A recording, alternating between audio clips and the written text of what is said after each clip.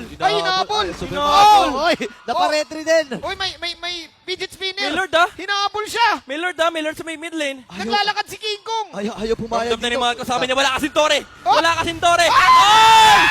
Oy!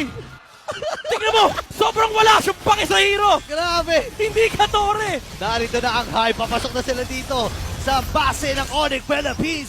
Isa-isa na ako dito ng AP Brent ngayon. Sabi, Tore uli! Tore uli ang puntarin natin. Yung top lane at Cherneth. Wala na yung Lord na ito.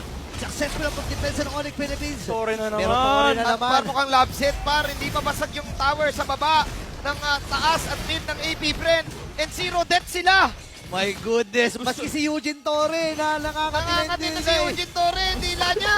Gusto lang naman ng Onyx, Marco, labanan mo kami. Kami labanan mo, wag yung Tore. Ayaw lumaban dito pero alam ng AB Brent kung kailan sila lalaban. Ito na nga ba ang panahon na yon. Red 3 na gamit Onyx Philippines. Kumakapit lang talaga. Pasok si Kyle. Siyempre Eagle mula kay Ogwen. This might be it. Tori na lang. Pero sabi ni Superman, contrast muna tayo saglit. Nagamit yung rock wave. Tower lock. Isa lang bumabagsak dito. Ang mga Sonic, wala silang minions That's it. because they're there. Pero ngayon, ang AB Brent ay makakabawi na against Onyx Philippines. At may mga recalls pa Oh my God. behind. Look at that!